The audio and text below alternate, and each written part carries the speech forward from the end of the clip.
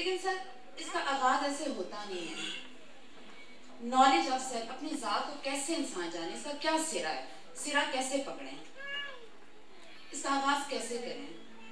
اور میرا دوسرا سوال یہ ہے کہ آپ نے کہا تھا کہ فضول گوئی، فضول خرچی اور سوال کی کثرت اللہ تعالیٰ کو ناپسند ہے. اور دعا میں ہم بعض بات بہت کثرت کرتے ہیں، ایک چیز کو بار بار مانگتے ہیں، لیکن ہم نے یہ بھی تو سنا ہے کہ جتنی دعائیں ہم مانگتے ہیں اور وہ قبول نہیں ہوتی، ان کا اجر ہمیں آخرت میں بہت زیادہ ملے گا. یہاں تک کہ انسان کہے گا کاش میری کوئی دعا قبول ہی نہ ہوئی ہوتی. تو انسان پھر دعا زیادہ کیوں نہ مانگے؟ پہلی بات تو یہ کہ کیسے کیا تھا، اٹس بیوٹیفل کوسچن. اور دوسرا سوال جو بہن نے کیا وہ دعا جو ہے اس کا اجر ہمیں آخرت میں بھی ملنا ہے، تو پھر دعا کی کثرت کیوں نہ کی جائے. اس پہلے دوسرے سوال کا میں جواب دیتا ہوں. اس کا یہ ہرگز مطلب نہیں ہے کہ دعا کی کثرت نہ کریں، دعاؤں کی کثرت ضرور کریں. ایک دعا کی کثرت کو اپنی ضد نہ بنا لیں، کیونکہ آپ کی ضد سے اللہ کی ضد زیادہ بڑی ہے. اس لیے اس بات کو ہمیشہ یاد رکھیں جب خدا کہتا ہے کہ تمہاری اور میری چاہتوں میں سے تمہیں اپنی چاہت کو چھوڑنا پڑے گا. ہم اپنی چاہت خدا کے سامنے پیش تو کر سکتے ہیں، لیکن اللہ کی چاہت کو اپنی چاہت نہیں بنائیں گے تو ہم ان لوگوں میں سے نہیں ہوں گے جو کہ روشنیوں کے میناروں پہ بٹھائے جائیں گے اور ابھی حساب شروع نہیں ہوا ہوگا اور فرشتے ان کو تحائف لا کر دیں گے اور لوگ پریشانی کے عالم میں پوچھیں گے کہ یا اللہ یہ کیا ناانصافی، ابھی تو حساب بھی نہیں شروع ہوا اور ان لوگوں کو روشنی کے میناروں پر بٹھا دیا گیا اور فرشتوں کی قطاریں لگ گئیں ان کو تحائف دینے کے لیے. یہ کون لوگ ہیں؟ اللہ تعالیٰ فرمائے گا یہ وہ لوگ ہیں جنہوں نے دنیا میں دعائیں کیں اور ان کی دعائیں میں نے دنیا میں قبول نہیں کی اور اب میں ان کی دعائیں ان کو لوٹا رہا ہوں. وہاں تمام کو لوگ یہ کہیں گے کہ اللہ ہمیں تو واپس اس دنیا میں بھیج دے، ہم تجھ سے دعائیں مانگیں گے اور تو ہماری دعاؤں کو قبول نہ کرنا. خدا کہتا ہے مجھے زمانے کی قسم ہے میں تمہیں 1000 دفعہ بھی واپس بھیجوں گا، پھر تم دعا کرو گے اور تم پھر یہی چاہو گے کہ تمہاری دعائیں میں دنیا کے اندر پوری کروں. میں نفس تخلیق کرنے والا ہوں، میں تمہاری ذاتوں کو بہت اچھا جانتا ہوں. معاملہ دعائیں نہ مانگنے سے نہیں ہے، کثرت دعاؤں سے نہیں ہے، دعا کو ضد بنا لینے سے ہے. ایک مثال کے طور پہ اکثر میرے بچے، میرے بیٹے، میری بیٹیاں میرے پاس آتے ہیں اور اکثر یہ کہتے ہیں کہ دعا کیجئے کہ ہماری شادی ہو جائے، ہمارے ماں باپ ہمارے شادی کے لیے رضامند ہو جائیں، انشاءاللہ ہم ہمیشہ وقت پہ نماز پڑھیں گے. میں ان کو اگلی رائے یہ دیتا ہوں کہ یہ شادی کبھی نہیں ہو سکتی.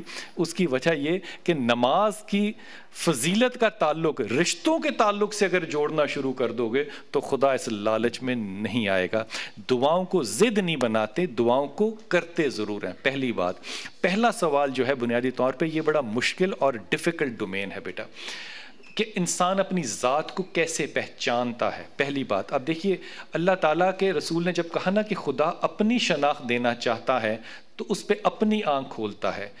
یہ بات مشکل ہے. اور میں ایک بات انتہائی ادب سے کہہ دوں، میرے جاننے والے دوست جو ہیں وہ کہتے ہیں کہ آپ بہت سے لوگوں کے بارے میں بہت ذاتی کرٹیسزم کرتے ہیں.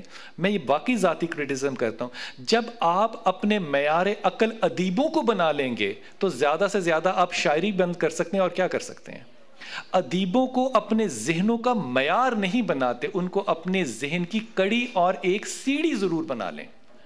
یہ ادبی بات ہے کہ دیوار کے ساتھ لگ کے ٹیک کے تو آپ سوچا کریں. اگلی بات سوچنا ہے کہ وہاں خیال شر بھی تو آ سکتا ہے، وہیں سے تو برائی شروع آغاز لے سکتی ہے. پھر میں اس وقت کیا، یہ ادبی بات ہے، اس کا تعلق جو ہے وہ شاید فہم اور ادراک کے اس درجے سے نہ ہو. معاملہ یہ ہے کہ جب اللہ نے کے رسول نے کہا کہ خود شناخت کرنا جو ہے یہ خدا کو شناخت کرنے کے برابر ہے، اس بات کو اب ایک طرف رکھ دو. آپ نے زندگی میں کتنے ایسے لوگ دیکھیں جو کہتے ہوں کہ ہم اپنے آپ کو نہیں پہچانتے؟ تمام لوگ اپنے آپ کو کہتے ہیں کہ ہم اپنے آپ کو بہتر پہچانتے ہیں. اس کا مطلب یہ ہوا کہ اگر میرا رسول سچا ہے، جو یقیناً سچا ہے، تو تمام لوگ خدا کو پہچانتے ہیں، جو بات جھوٹ ہے.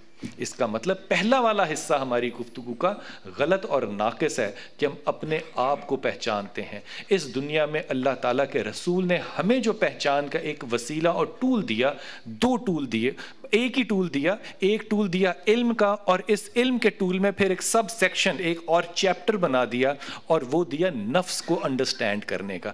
دنیا میں کوئی ایسا علم آج تک پیدا نہیں ہوا جو نفس کو نفس لوامہ، نفس مطمئنہ اور نفس امارہ کے طور پہ اس خوبصورتی سے ایکسپلین کر سکے جس طرح کہ میرے رسول صلی اللہ علیہ وآلہ وسلم نے کیا۔ اس بات کو مد نظر رکھتے ہوئے کہ یہ تقسیم اور یہ سمجھ جو نفس کی ہے آپ کی، یہ کوئی آسان کام ہے نہیں، کیونکہ خدا تعالیٰ نے دو چیزیں جو ہیں نا وہ جب تخلیق کی، ایک نفس اور ایک عقل، تو حدیث قدسی کہتی ہے کہ عقل اور نفس کو جب اللہ نے تخلیق کیا تو اللہ نے ان کو کہا کہ مجھے چل کے دکھاؤ۔ اب یہ جو کیٹ واک اللہ نے کہا ان کو کرنے کے لیے، یہ کوئی مشکل، یہ کوئی عام بات نہیں ہے۔ پھر اللہ نے کہا گھوم کے دکھاؤ، بیٹھ کے دکھاؤ، فلاں طرح سے دکھاؤ۔ اللہ تعالیٰ نے ان تمام دونوں چیزوں کو بنا کر ان کے نقائص درست کیے، پھر کہا کہ یہ جو نفس میں نے تخلیق کیا ہے، تم تو اس قابل نہیں ہو نا کہ میرا دشمن قائم کر سکو، میں نے اپنا دشمن بھی خود پیدا کیا نفس کی تخلیق کر کے، لیکن میں نے اس کی ضد بھی پیدا کر دی، اور وہ ضد پیدا کی عقل انسان۔ اسی لیے انسان کو، کیونکہ عقل صرف انسان کو تقسیم کی گئی، اور کیوں تقسیم کی؟ تاکہ آپ اپنے ان معاملات کو پہچان سکیں جو کہ آپ کے خداوند کے ساتھ تھے۔ وہ کون سے معاملات تھے جو آپ کے خداوند کے ساتھ تھے؟ جب اسی طرح آپ مجالس میں اللہ تعالیٰ کے ساتھ آسمانوں پر بیٹھا کرتے تھے، اور قرآن حکیم اس وقت کو کہتا ہے کہ یہ عالم ارواح تھا، جب ہم روحیں تھیں اور ہم خدا کے سامنے بیٹھا کرتے تھے۔ پھر خدا نے چاہا، اور یہ ابن ماجہ کی حدیث ہے کہ میں پہچانا جاؤں، پھر خدا نے ہمیں یہاں بھیج دیا۔ اب خدا نے یہاں تمام رزق ہمارا مقدر کر دیا، اور اس کے بعد علم ہمیں ایک ٹول کے طور پہ دے دیا کہ اس علم کو استعمال کرتے ہوئے اپنے اس سفر زندگی کو، جب ہم خدا تعالیٰ کے ساتھ بیٹھے تھے، اس سفر کو واپس پلٹ سکیں، اس سفر کی تکمیل جو ہے وہ آگے کی بجائے پیچھے کو جا سکیں، اور خدا کی شناخت جو ہے وہ اپنی قبر میں جانے سے پہلے کر لیں۔ یہ معاملہ خدا جو دیا ہمیں، جس کو کہ ہم شناخت ذات سمجھتے ہیں، اس کو ویسٹرن سکالرز نے بھی اور ایسٹرن سکالرز نے بھی بنیادی طور پہ بڑا رومانٹکلی ڈیل کیا۔ یہ معاملہ رومانویت یا ادبیت کے ساتھ حل نہیں ہو سکتا، یہ معاملہ جو ہے یہ فکر اور فہم اور فلسفے کے ساتھ حل شاید ہو سکے۔ اس میں بھی آپ کی گنجائش بہت زیادہ ہوگی۔ اس کی وجہ کیا ہے؟ کیوں سمجھ میں نہیں آتا معاملہ؟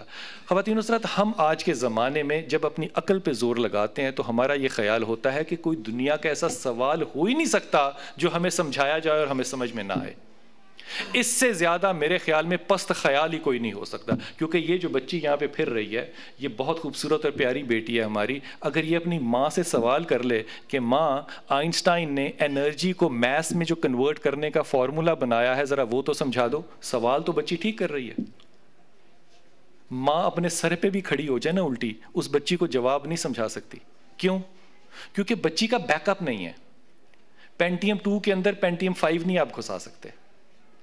جب تک آپ کا بیک اپ نہیں ہوگا، آپ کو اس بات کا ادراک نہیں ہوگا۔ یہ اس زمانے کا ایک بہت بڑا کیا کہنا چاہیے، گرا پن ہے کہ ہم سوال کرنے کو بڑا پن سمجھتے ہیں اور جواب سمجھنے کی صلاحیت کو کبھی پہچان نہیں پاتے۔ اسی وجہ سے خواتین و حضرات، میں صحابہ کو بہت بہتر طالب علم اس لیے نہیں سمجھتا کہ وہ ہاتھ اٹھا کے ہمیشہ پوچھتے تھے کہ اچھا یہ بتائیے، اچھا یہ بتائیے۔ وہ کہتے تھے 2 جملے، ایک جملہ تھا محبت کا، یا رسول اللہ میرے ماں باپ آپ پہ قربان، اور دوسرا جملہ تھا علم کا، یا رسول اللہ آپ اور اللہ بہتر جانتا ہے، اللہ عالم۔ یہ معاملہ اس لیے نہیں تھا کہ میں بے وقوف ہوں۔ عمر یہ کہے تو کیسی بات کرتے ہیں، عمر کیوں عمر ہے، ہم عمر کیوں نہیں بن سکتے؟ صرف ایک وجہ سے، جا رہے ہیں، رسول نے پوچھا عمر سے کہ عمر تجھے اپنی زندگی میں سب سے زیادہ عزیز چیز کیا ہے؟ کہا یا رسول اللہ اپنی جان۔ کہا پھر اس کے بعد کہا یا رسول اللہ آپ۔ کہا عمر تیرا ایمان مکمل نہیں ہوا۔ عمر خطاب کا ایمان مکمل نہیں ہوا؟ کہا یا رسول اللہ، یہ وہ اگلا سوال ہے جو عمر کو عمر خطاب اور ہمیں عمر بن بلال بنا دیتا ہے۔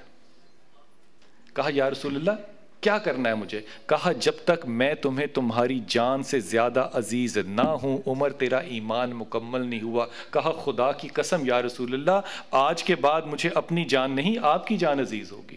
یہ جو سمیشن اور پلٹا کھانا ہے جب آپ کو علم ہو جائے، یہ عمر کو عمر خطاب بنا دیتا ہے۔ خواتین حضرات، یہ وہ معاملہ ہے جب صحابہ کہا کرتے تھے نا اللہ کے رسول کو کہ اللہ اور اللہ کا رسول بہتر جانتا ہے، یہ بنیادی طور پہ اس کو انگریزی میں آپ آج کے زمانے میں کہتے ہیں انکیوبیشن پیریڈ۔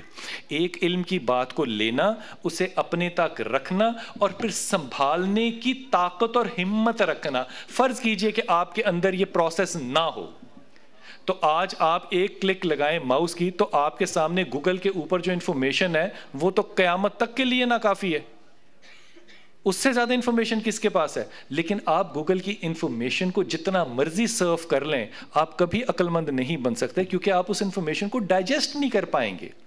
آپ ایک جملے کو بھی ڈائجسٹ کر پائیں ساری زندگی میں، اس جملے کو آپ انرول کر کے کھول سکیں تو آپ کی قابلیت اتنی ہوگی جتنی ایک متشابہ کو شابہ کرنے کی آیت کے لیے آتی ہے۔ ایک ایسی قرآن کی آیت جو نہ سمجھ میں آ سکتی ہو، اگر وہ سمجھ میں آ جائے تو ایک ہی آیت ہے نا، کون سی کوئی بڑی بات ہے؟ لیکن یہ ایک عمل آپ کو ایک قابل ترین شخص زمانے کے لیے بناتا ہے۔ لیکن اتنا سارا ڈیٹا ڈاؤن لوڈ کرنے کے باوجود، کیونکہ آپ ڈیٹا کو ڈائجسٹ نہیں کر سکتے، اپنے اندر رکھ نہیں سکتے، اس کو انکیوبیٹ نہیں کر سکتے، آپ اس لیے اس کو لیتے ہیں اور وامٹ آؤٹ کر دیتے ہیں۔ اس لیے جب پینٹیم 1 آیا تھا تو آپ اس کو آن کرتے تھے تو اس کے اوپر لکھا ہوا آتا تھا گاربیج ان گاربیج آؤٹ، جو گند اندر جائے گا وہی گند باہر نکلے گا۔ آپ اگر اپنے ان معاملات کو اپنے اندر رکھ کے سہارنے کے قابل نہیں بنیں گے تب تک آپ کے اندر ان رجحانات کی کمی رہے گی کہ آپ ان جملوں کو بھی سمجھ سکیں کہ کسی سائے تلے بیٹھنا جو ہے وہ کتنا اہم ہوتا ہے، اور پھر اس سائے تلے بیٹھ کے سوچنے کا معیار جو ہے وہ کس قدر اہم ہوتا ہے۔